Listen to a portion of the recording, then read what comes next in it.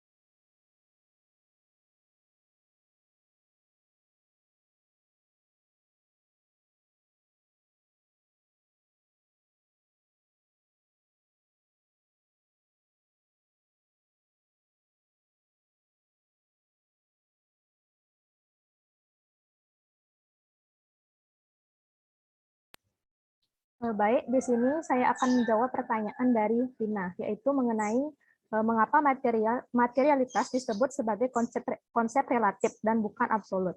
Materialitas disebut sebagai konsep relatif dan bukan absolut karena dalam realitasnya tidak ada batasan yang benar-benar mutlak. Auditor dapat menggunakan professional judgment yang cukup berdasarkan pertimbangan data dan pengalaman yang ada untuk menentukan tingkat materialitas, di mana kondisi materialitas dapat berubah tergantung dari besarnya organisasi audit, lingkup pekerjaan yang diaudit, dan dampak-dampak lain yang berpengaruh terhadap kewajaran laporan keuangan. Sehingga tidak mungkin untuk menentukan acuan nilai nominal untuk pertimbangan materialitas awal yang dapat ditetapkan untuk semua klien audit. Rina, apakah bisa diterima? Baik, jawabannya dapat saya terima. Jadi materialitas tersebut disebut sebagai konsep relatif dan bukan absolut dikarenakan dalam realitasnya tidak ada batasan yang benar-benar mutlak, di mana konsep materialitas ini dapat berubah-ubah tergantung dari besarnya organisasi audit. Lalu bagaimanakah contoh dari materialitas tersebut sebagai konsep relatif? Baik, di sini saya akan coba untuk menanggapi pertanyaan dari Rina. Jadi contohnya adalah misalnya seorang auditor telah menentukan batasan salah saji yang dianggap material, yaitu sebesar 1% dari nilai aset yang ada. Kemudian sebuah institusi A itu memiliki nilai aset sebesar 20 triliun, sehingga batas salah saji yang diperbolehkan adalah 200 miliar. Nah, setelah dilakukan audit, maka kesalahan saji yang didapatkan oleh auditor adalah 199 miliar. Maka auditor tersebut memberikan kesimpulan bahwa tidak terdapat salah saji yang material dalam laporan keuangannya. Namun, hal sebaliknya dapat terjadi bila ada kesenjangan atau adanya skema fraud yang dilakukan oleh manajemen. Judgment auditor bisa berubah dan menganggap hal tersebut adalah material. Sekian dari tanggapan saya. Untuk teman-teman yang lain, apakah ada yang ingin menanggapi? Dipersilakan. Ataupun menambah.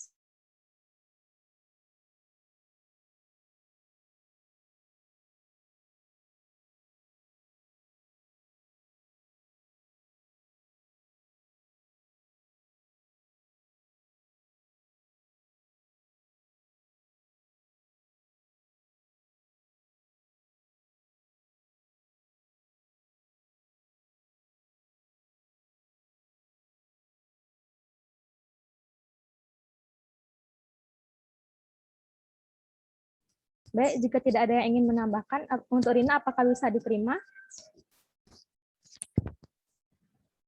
Baik, dapat saya terima. Terima kasih. Baik, untuk pertanyaan dari Nila akan dijawab oleh Karmayani. Baik, terima kasih atas kesempatannya. Di sini saya akan menjawab pertanyaan dari Rina, yaitu mengapa konsep materialitas penting dalam audit atas laporan keuangan. Nah, jadi saya akan mencoba menjawab. Materialitas merupakan dasar dalam penerapan standar auditing, terutama standar pekerjaan lapangan dan standar pelaporan. Konsep materialitas sangat penting bagi para akuntan, baik dalam praktik akuntansi maupun dalam proses auditing, di mana konsep materialitas ini dapat memandu para auditor maupun praktisi akuntansi untuk menilai signifikasi suatu fakta terkait dengan informasi yang akan disusun dan disajikan dalam laporan, kemudian akan disampaikan kepada pengguna untuk dipakai sebagai salah satu dasar pengambilan keputusan. Jika auditor salah dalam mengaplikasikan konsep materialitas, maka hal tersebut akan berdampak pada kesalahan dalam penyajian informasi dan dalam pengambilan keputusan yang didasarkan pada laporan keuangan tersebut. FABS mendefinisikan materialitas sebagai besarnya nilai yang dihilangkan atau salah saji informasi akuntansi yang dilihat dari keadaan yang melingkupinya, dapat mengakibatkan perubahan atas atau pengaruh terhadap pertimbangan orang yang meletakkan kepercayaan terhadap informasi tersebut, karena adanya penghilangan atau salah saji tersebut. Jadi konsep materialitas ini dapat menunjukkan seberapa besar salah saji yang dapat diterima oleh auditor agar pemakai laporan keuangan tidak terpengaruh oleh salah saji tersebut. Dalam audit atas laporan keuangan, auditor tidak dapat memberikan jaminan bagi klien atau pemakai laporan keuangan yang lain bahwa laporan keuangan auditan adalah akurat. Baik untuk Nila. Baik, terima kasih atas jawabannya. Izin menanggapi. Jadi materialitas sangat penting dalam proses audit atas laporan keuangan karena dapat menunjukkan seberapa besar salah saji yang dapat diterima oleh auditor. Agar pemakai laporan keuangan tersebut tidak terpengaruh oleh salah sajinya. Namun dalam audit atas laporan keuangan auditor tidak dapat memberi jaminan bagi klien bahwa laporan keuangan auditan adalah akurat. Nah, jadi mengapa auditor tidak dapat memberi jaminan keakuratan laporan keuangan yang diaudit kepada kliennya? Terima kasih. Baik, jadi dalam audit atas laporan keuangan, auditor tidak dapat memberikan jaminan bagi klien atau pemakai laporan keuangan yang lain bahwa laporan keuangan auditan adalah akurat, karena auditor yang bersangkutan tidak memeriksa setiap transaksi yang terjadi dalam tahun yang diaudit dan tidak dapat menentukan apakah semua transaksi yang terjadi telah dicatat, diringkas, digolongkan, dan dikomplikasi secara semestinya ke dalam laporan keuangan. Auditor memberikan keyakinan sebagai berikut. Yang pertama, yaitu auditor dapat memberikan keyakinan bahwa jumlah-jumlah yang disajikan dalam laporan keuangan beserta pengungkapannya telah dicatat, diringkas, digolongkan, dan dikompilasi. Yang kedua, auditor dapat memberikan keyakinan bahwa ia telah mengumpulkan bukti audit kompeten yang cukup sebagai dasar memadai untuk memberikan pendapat atas laporan keuangan auditan. Yang ketiga, auditor dapat memberikan keyakinan dalam bentuk pendapat atau memberikan informasi dalam hal terdapat pengecualian, bahwa laporan keuangan sebagai keseluruhan disajikan secara wajar dan tidak terdapat salah saji material karena kekeliruan dan ketidakberesan. Dengan demikian, terdapat dua konsep yang mendasari keyakinan yang diberikan oleh auditor, yaitu konsep materialitas yang menunjukkan seberapa besar salah saji dan konsep risiko audit yang menunjukkan tingkat risiko kegagalan auditor untuk mengubah pendapatnya atas laporan keuangan yang sebenarnya berisi salah saji material. Jadi untuk Nila, apakah bisa diterima jawabannya? Baik, terima kasih atas jawabannya. Jawabannya dapat saya terima. Terima kasih. Oke. Izin menambahkan. Jadi persilakan untuk Pandey. Baik, perkenalkan nama saya Pandey Putumesya Diantari dengan NIM 2017-05106. Konsep materialitas penting dalam audit atas laporan keuangan karena konsep ini digunakan oleh auditor, yaitu yang pertama untuk mengevaluasi representasi sampling error untuk menentukan salah saji yang mungkin ada. Kemudian yang kedua itu mengevaluasi gabungan seluruh kesalahan pada tingkat akun sampai tingkat laporan keuangan. Kemudian yang ketiga itu mengevaluasi gabungan seluruh kesalahan termasuk dampak neto dari salah saji yang tidak dikoreksi tersebut. Apabila auditor melakukan kesalahan dalam pengaplikasian konsep ini, maka itu akan berdampak pada kesalahan dalam menyajikan informasi. Sehingga itu akan mengakibatkan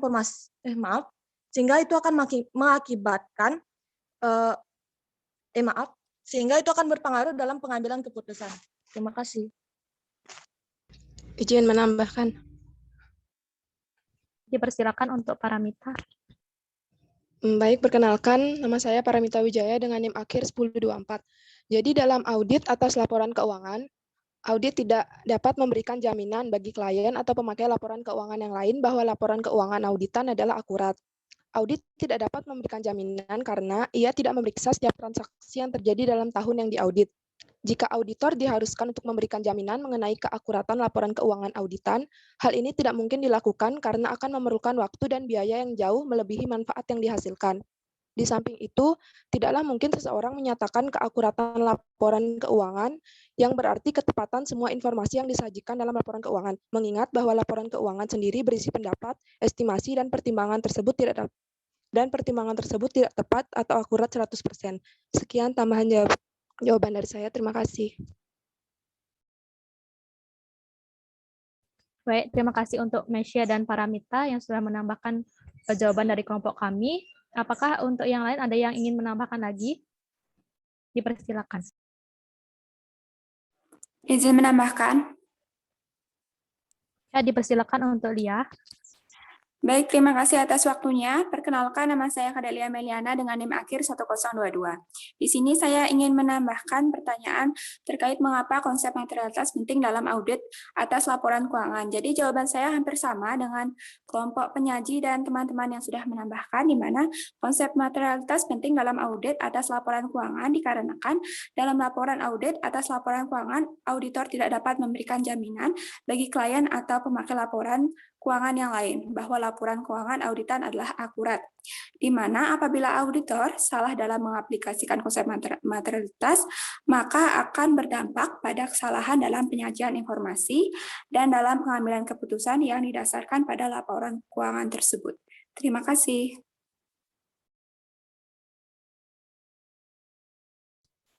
Baik, terima kasih Lia atas tambahannya. Untuk yang lain, apakah ada yang ingin menambahkan lagi?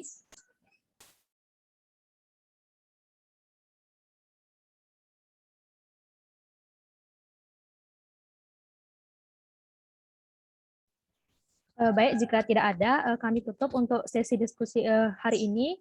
Terima kasih kepada teman-teman yang sudah bertanya dan menambahkan jawaban dari kelompok kami. Kami mohon maaf apabila terdapat kesalahan kata.